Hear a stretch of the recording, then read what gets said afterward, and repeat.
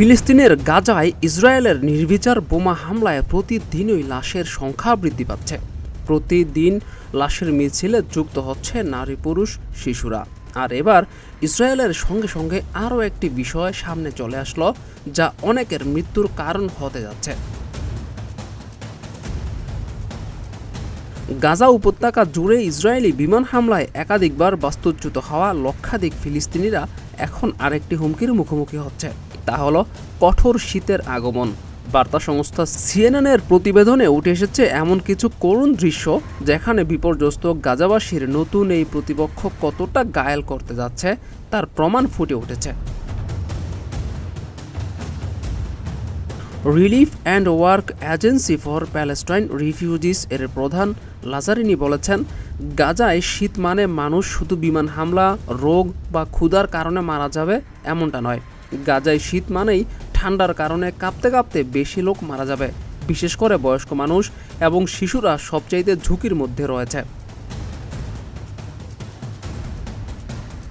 এমনিতেই ডিসেম্বরে গাজার তাপমাত্রা 10 থেকে 20 ডিগ্রি সেলসিয়াসের মধ্যেই থাকে। সেই সঙ্গে আবার ঝড় বৃষ্টিরও সংখ্যা থাকে। তাই এই সময়ে গাজাবাসীকে প্রতিকূল পরিবেশের সঙ্গেও লড়াই করে টিকে থাকতে হয়। গত রোববার শীত মৌসুমের প্রথম ঝড় উঠেছিল গাজায়। এই ঝড়ের কারণে নতুন ভোগান্তিতে পড়েছে মানুষ। মধ্য গাজার দেইর আল বালাহে সমুদ্রের কাছে একটি অস্থায়ী শিবির রয়েছে। সমুদ্রের কাছে হওয়াতে সমুদ্রের ঢেউয়ে আসা পানি তাদের তাঁবুতে প্রবেশ করছিল এবং সেই কারণে তাঁবুতে থাকা অসম্ভব হয়ে পড়ছিল তাদের জন্য। একই সঙ্গে তাঁবুর ভেতরে থাকা পোশাক এবং অন্যান্য সামগ্রী ভিজে যাচ্ছিল। উচ্চ জোয়ার, ভারী বাতাস এবং বৃষ্টিপাতের কারণে ক্ষতি হচ্ছিল তাঁবুর। সিএনএনের প্রতিবেদনে দেখা যায়, তাঁবুতে থাকা ব্যক্তিরা সর্বোচ্চ চেষ্টা করছিল ঢেউ যাতে তাঁবুতে প্রবেশ করতে না পারে সেজন্য বাঁধ সৃষ্টি করার, কিন্তু সেটাতে তারা সফল হতে পারেনি। তার আগেই ঢেউ এসে সবকিছু ভাসিয়ে নিয়ে যায়। সেখানে ছোট বাচ্চাদের খালি পায়েই বাড়িতে হাঁটতে দেখা যাচ্ছিল।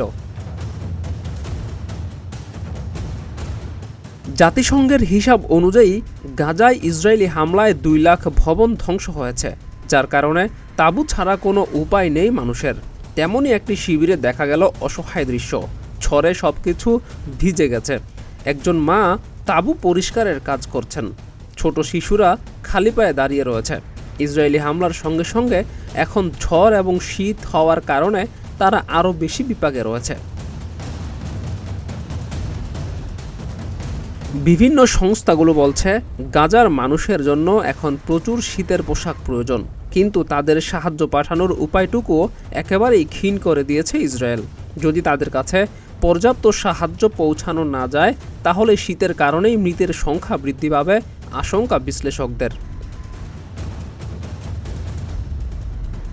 জিয়াউর রহমান, প্রতিদিনের বাংলাদেশ।